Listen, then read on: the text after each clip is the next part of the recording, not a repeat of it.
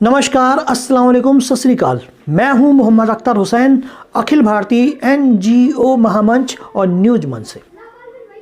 दोस्तों, राहुल गांधी भारतीय जनता पार्टी पे इतने आक्रामक हुए हैं, उन्होंने बड़े कड़े शब्दों में कहा है। मैं चाहता हूं कि आप उनकी एक वीडियो देखें, फिर आगे विस्तार से इस पर चर्चा करते हैं।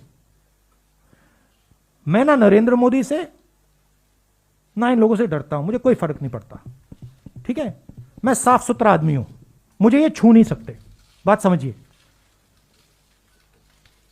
हां, गोली से मार सकते हैं वो अलग बात है, मगर छू नहीं सकते। और मैं देशभक्त हूं, मैं अपने देश की रक्षा करता हूं। ठीक है, और मैं करता जाऊंगा।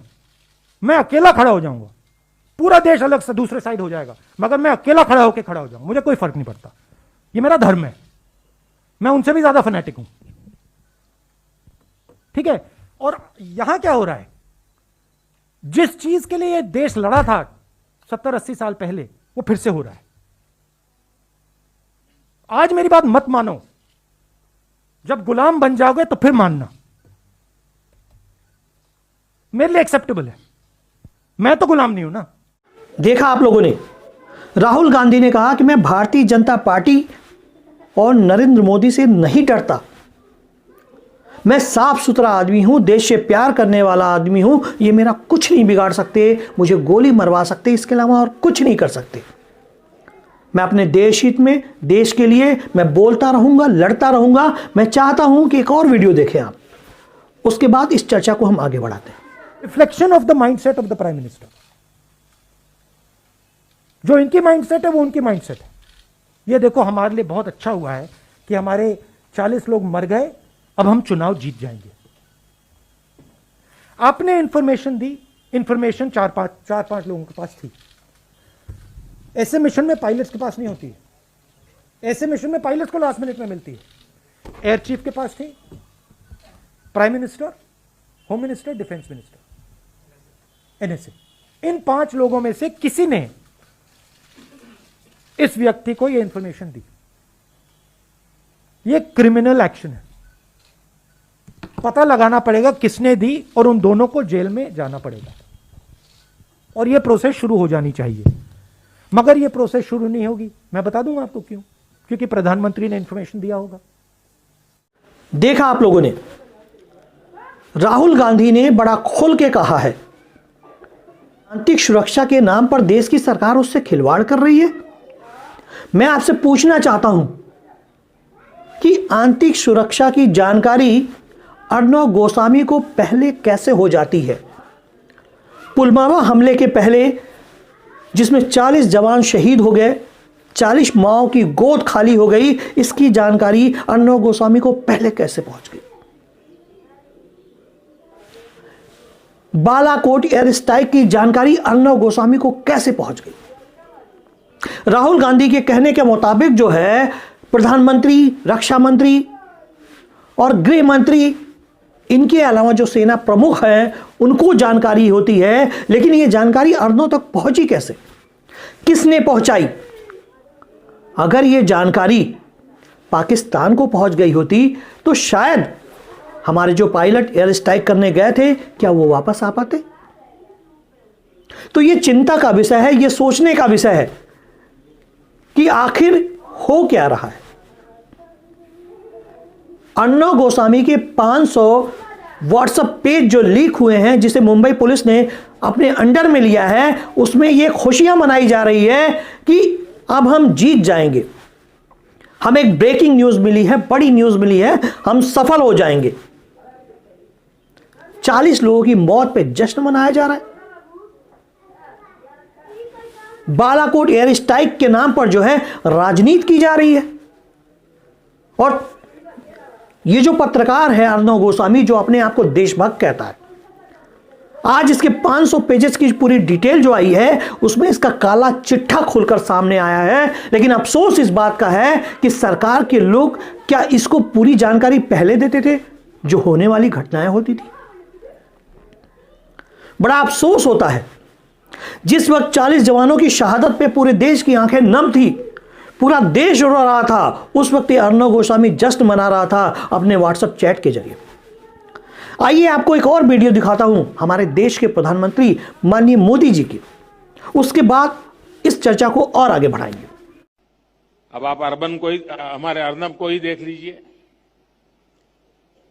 उसका टीवी शो देख लीजिए, जो इतनी लंबी चौड़ी विंडो बनाकर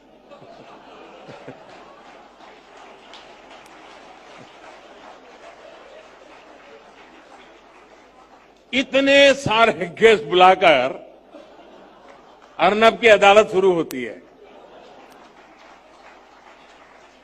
और ये क्या कब रिस्की होता है क्या? अर्नब के मेहमान भी तो उनके शो में आने का रिस्क उठाते ही है।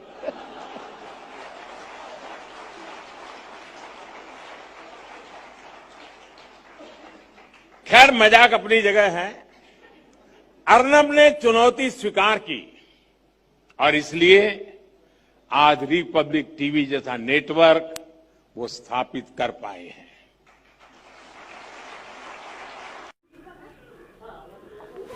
देखा आप लोगों ने, हमारे प्रधानमंत्री मोदी जी, उन्होंने अर्णव गोस्वामी की कैसे तारीफ की, और होना भी चाहिए। अगर अच्छा पत्रकार कोई काम करे तो उसकी तारीफ तो देश के हर व्यक्ति को करनी चाहिए, चाहे वो प्रधानमंत्री हो चाहे आम व्यक्ति हो। लेकिन अर्णव गोस्वामी इस देश का ऐसा पत्रकार है जिसे पूरी दुनिया जानती है, पूरा भारत जानता है। उसकी करतूतें किसी से छुपी नहीं है। टीआरपी के नाम पे जो उसने बखेड़ा खड़ा किया वो सारी दुनिया जानती है। बालाकोट एयर स्ट्राइक, पुलवामा हमले के बारे में उसको पहले से जानकारी थी। इसके बारे में उसने व्हाट्सएप चैट किया, यह भी आज पूरी दुनिया को पता चल गया। ऐसा पत्रकार जो हिंदू मुस्लिम के नाम पर लोगों को लड़वाने का काम करता है। कोरोना काल में जब जमातियों के द्वारा जो है ये खबर फैलाया उसने कि जमाती बम है, जमातियों ने खुलेआम कोरोना फैलाया है, उनकी एक साजिश है। और ऐसे पत्रकारों की वजह से बहुत सारे निर्दोष लोगों को सजा हो जाती है, उनको जेल भेज दिया जाता है। बाद में भले ही वो बरी हो जाए, लेकिन ऐसे पत्रकारों की वजह से उनको जेल जाना पड़ता है। तो क्या आपको नहीं लगता कि अर्णव गोस्वामी ने जो अपराध किया है, आंतरिक सुरक्षा में दखल देने का, 40 जवानों की शहादत पर खुशी मनाने का, एयर स्ट्राइक बालाकोट के नाम पर चुनाव जीतने का जो उसने ये व्हाट्सएप चैट किया है, क्या वो गुनहगार नहीं है? क्या वो सजा का हकदार नहीं है? क्या वो बच जाएगा? मुझे लगता है कि उसके साथ जो लोग भी इन्वॉल्व हैं, जिन लोगों ने भारत की आंतरिक सुरक्षा के साथ खिलवाड़ किया है, उनके खिलाफ भी कार्रवाई होनी चाहिए। और अफसोस इस बात का है कि आज भी अर्णव गोस्वामी जैसे लोग जो है समाज में गंदगी फैलाने से बाज नहीं आते, समाज को कलंकित करने से बाज नहीं आते, हिंदू मुस्लिम की बात करने से बाज नहीं आते, और खुद को देशभक्त पत्रकार कहते। इन्होंने भारत के सभी पत्रकारों का सर जो है शर्म से झुका दिया है। लोकतंत्र के चौथे स्तंभ कहे जाने वाले पत्रकार आज शर्मिंदा हैं, जो ईमानदारी से पत्रकारिता करते हैं, क्योंकि अर्णव ने जो किया है वो शायद ही दुनिया में किसी पत्रकार ने किया। सरकार की चाटुकारिता तो इनका मकसद है ही है, सरकार की गुलामी करना इनका मकसद है ही है, बेगुनाहों को सजा दिलवाना, उनको देशद्रोही साबित करना इनका मकसद है ही है। इस देश में हिंदू मुस्लिम एकता को तोड़ना इनका उद्देश्य है ही है। तो ऐसे पत्रकार जो है, इनको इनके किए की कड़ी से कड़ी सजा मिलनी चाहिए। मैं चाहता हूं कि भारत सरकार इसमें खुद संज्ञान ले, इस मामले को देखे और इसके खिलाफ जो है कानूनी कार्रवाई करे, ताकि ऐसे लोगों को सजा मिल सके जो भारत की एकता और अखंडता को तोड़ने का काम करते। मैं मोहम्मद अख्तर हुसैन आप सभी दोस्तों से, मेरे साथ जुड़े हुए सभी लोगों से एक निवेदन करता हूं कि आप लोग अगर चाहते हैं कि मेरा और आपका संबंध और मधुर हो और अच्छा हो, तो आप हमारे YouTube channel Akhil Bharatiya NGO महामंच को सब्सक्राइब करिए, लाइक करिए, बेल आइकन को दबाइए, ताकि सच्ची और अच्छी खबरें हम आप तक पहुंचा सकें। एक भारत, नेक भारत, जय हिंद, जय भारत।